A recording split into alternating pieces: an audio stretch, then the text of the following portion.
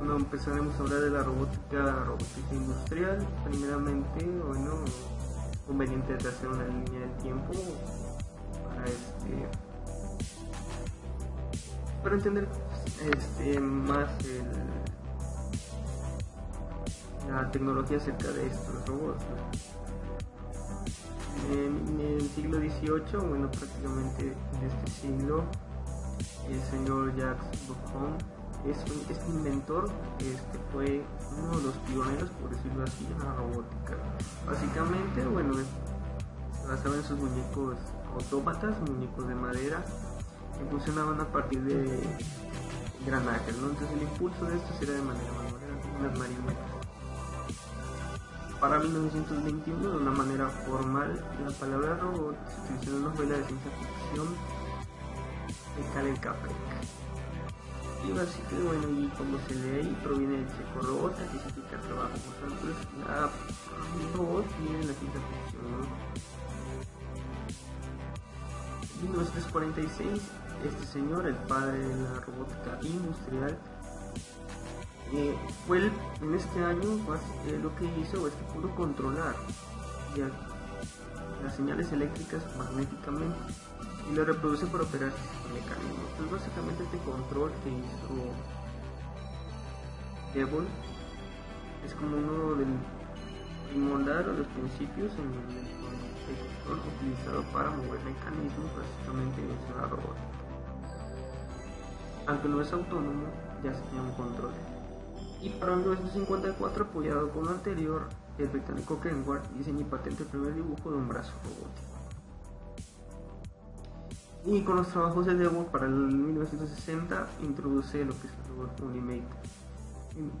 Y su programación en se basaba en el control numérico. En el 61, el robot Unimate, que habíamos argumentado, todo el trabajo de Devon, bueno, tiene como su resultado, su uso se aplicó en la Ford Motor Company para retirar trabajos de fundición a presión. Básicamente aquí cubre uno de los principios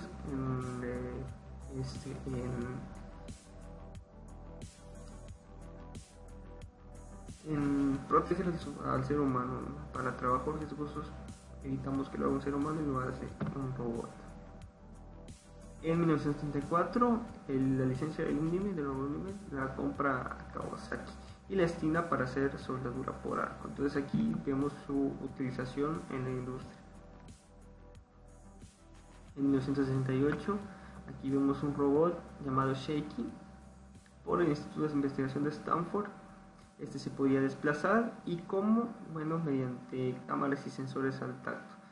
Entonces la variedad de sensores hace que este robot se vuelva autónomo. Entonces se concluyó el beneficio de colocar sensores a un robot. En 1978, en Milacron, una de las pioneras en utilizar los controles numéricos, coloca el robot T3. Y lo importante de esta fecha es que lo pudo adaptar a un campo. En el 1979 vamos a traer una configuración, otro diseño de un robot industrial llamada la Scara por la Universidad de Yamanashi. En 1982 IBM introduce el robot RC1. Su diseño es cartesiano, se desplaza por los X y Z de manera lineal. Lo importante aquí es que, independientemente del control numérico que los anteriores se llevaban, fue el primero en utilizar un lenguaje textual. Yéndonos un poco de lado la robótica industrial, vamos a hablar de los robots en estos días. Para los 2000, bueno, el robot Da Vinci, ¿no? Que es muy conocido, su nombre, bueno, es conocido y es un robot quirúrgico, ¿no? Entonces esta tarea, al cabo, requiere demasiada precisión. Aunque este robot no es autónomo por esas implicaciones éticas y tecnológicas, entonces ese tema, no tratar de este robot. Entonces no es autónomo por lo mismo, ¿no? Por estas implicaciones. Pasamos de los robots a los androides. Básicamente un androide hoy en día pues, no es una utilidad, ¿no? O sea, ¿para qué diseñar un robot con características o similares al ser humano, cuando que el ser humano lo que busca es un ser vivo muy limitado, ¿no?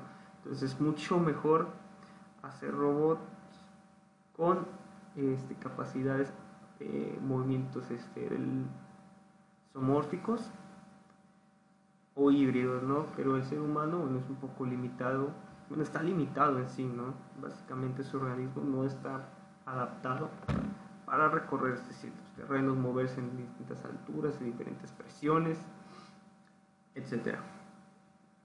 Entonces, bueno, pero aquí este avance es muy importante por la inteligencia artificial más que nada. Así que bueno, todo el conjunto de mecanismos que hacen que este robot pueda gesticular, y bueno, no gesticular es porque está expresando algo, una emoción resultado de la inteligencia artificial que tiene puede tener conversaciones sencillas, resultado de la misma. Bueno, no este robot para comentar, bueno, no está hecho de metal, sino de fibras de silicio.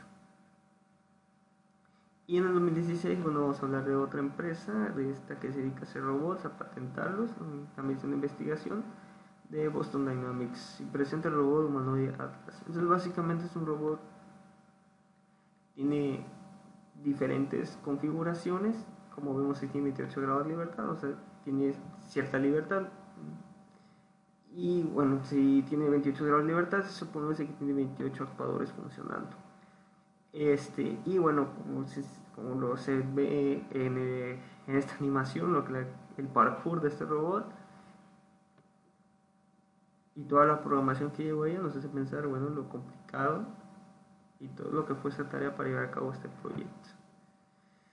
Y bueno, empezaré a hablar de las configuraciones de un robot. Vamos a hablar de un robot cartesiano, como podemos ver en la imagen, se desplaza en el eje X, luego en el Y y luego en el Z, que es la altura.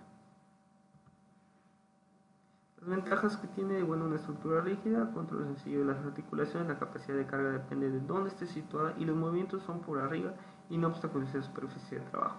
Básicamente es una configuración como de un pórtico o como de una grúa viajera. Las desventajas, bueno, al fin y al cabo el volumen de trabajo es más pequeño que el del robot. ¿Y por qué? Porque las cargas son por arriba, entonces al fin y al cabo si la carga es mucha, puede flexionar, una flexión en las vigas. Requiere de gran espacio para instalar el robot por lo mismo, ¿no? Como las va a hacer por arriba, cosa de 4 pilares para poder sujetarlo. La configuración polar, básicamente aquí tenemos dos rotacionales y un translacional.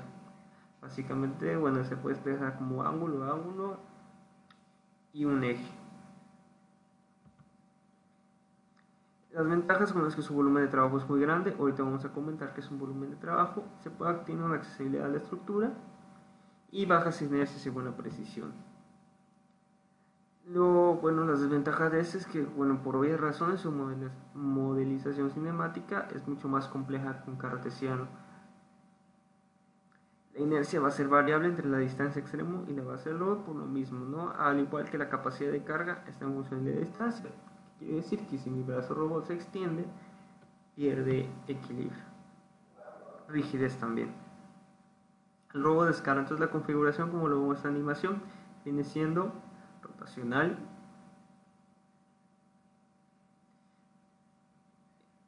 en el eje Z y luego otro rotacional. Las ventajas, bueno, la inercia va a ser menor por lo mismo, ¿no? La base en la que está fijada el mecanismo. Los actuadores pueden ser pequeños, esto le lleva menor peso. Y bueno, como se ha comentado, ¿no? El peso de las articulaciones rotacionales está en equilibrio por lo mismo, ¿no? Como está situada la base. Y bueno, la desventaja obviamente es que las cargas son pequeñas. El robot cilíndrico, bueno, tenemos rotacional en el eje Z de manera de hacia arriba, se mueve hacia arriba, mueve ese pilar, este pilar que vemos aquí, gira, se mueve hacia arriba y se mueve de manera rotacional. Y bueno, tiene una ventaja muy importante, que puede trabajar en el espacio que está enfrente de él y todo lo que está por detrás de él. Si aquí ubicamos el pilar, aquí todo se puede mover acá, y el brazo hacia atrás. Los actuadores se ponen a la base de reducir la inercia, lo mismo que el robot de escala. Y su volumen de trabajo es mayor que el del cartesiano. Su resolución espacial y presión es variable, lo vamos a comentar después, y esto se debe a la carga, ¿no?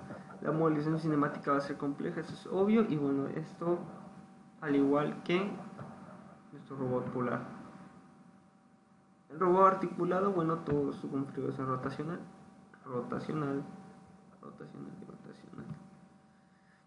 y tiene una gran accesibilidad a las zonas de trabajo y gran flexibilidad en las tareas. Entonces este robot puede pintar, o puede soldar, o puede atornillar. Y obviamente cinemáticamente es más complejo. Para un control lineal es mucho más difícil, ¿no? Por lo mismo, ¿no? En la que están configuradas sus articulaciones rotacionales. Y bueno, si su estructura se extiende como si fuera un brazo humano, si nosotros lo extendemos y queremos agarrar una cubeta de un galón de pintura, pues obviamente nuestro brazo empieza a perder rigidez. Lo mismo pasa con este robot articulado. Entonces, las características de cada uno de los robots, primero vamos a hablar de los sistemas de impulsión. El sistema de impulsión, bueno, puede ser hidráulico, actores como los cilindros hidráulicos, es un simple pistón que se desplaza por medio de la presión que ejerce un líquido hacia un émbolo y que genera una carrera de manera lineal. Y bueno, el actuador giratorio de paleta tiene una hélice en la parte interior que al interaccionar un líquido empieza a girar. Las ventajas de o unas características que podemos comentar aquí, bueno, es que el robot, si vamos a usar impulsión hidráulica, necesita mayor tamaño en su estructura. Tiene mayor resistencia mecánica, pero pues al fin y al cabo va a haber una probabilidad de tener algunas fugas. Para hablar de impulsión eléctrica, bueno, funcionan los actores como los conocemos como los servomotores o los motores de paso. Aquí está. Entonces esto le provee que menor velocidad, menor potencia. Bueno, mismo si yo requiero mayor velocidad voy a hacer un mayor gasto de energía, entonces requiero mayor potencia. Sin embargo, es que es más exacto y tiene mayor repetibilidad. Y bueno, estos son pequeños en tamaño, por lo tanto su carga tiene que ser pequeña. El volumen de trabajo, lo que hemos comentado anteriormente, entonces es el espacio físico dentro del cual el robot manipula. Como vemos en el ejemplo, es como una envoltura que rodea al robot. Entonces lo que está dentro de la envoltura es hasta dónde va a llegar la mano o el brazo del robot. Entonces dentro de esa envoltura todo el robot puede hacer sus trabajos. Fuera de ella ya no puede. Entonces está definido por la configuración física del robot, si es cartesiana, polar, escala, cilíndrica o articulada, el tamaño de los componentes del cuerpo y los límites de movimiento de las articulaciones del robot, cuántos grados de libertad tienen. La configuración polar, lo vemos aquí, es una esfera. La configuración cilíndrica, tiene el cabezón cilindro, pueden pausar el video para ver la imagen. La configuración cartesiana, bueno, es una caja. La configuración cartesiana es una caja. La configuración cilíndrica, y ahora sí pasemos a escala. Es de una forma de un riñón. Y bueno, el manipulador es un conjunto. El manipulador del robot, en pocas palabras, es la mano del robot. Pero el manipulador se compone del cuerpo, brazo y muñeca. Y por último, el efector final, que es la mano. Y luego lo vamos a comentar. Entonces, cada una de estas articulaciones, cada uno contiene articulaciones, y estas articulaciones se componen de una unión, un eslabón y otra unión. Y forman lo que se conoce como una cadena cinemática. De tipo lineal se tiene una carrera lineal sobre un eje. Tipo rotacional, como lo vemos ahí. Tipo T, tipo torsión. Se mueve sobre su propio eje. Tipo B, como si vemos de manera superior, en la vista superior, vemos que se moviera como en la manecilla del reloj. Entonces vamos a hablar de los grados de libertad de un brazo. Tenemos un ejemplo de un robot articulado.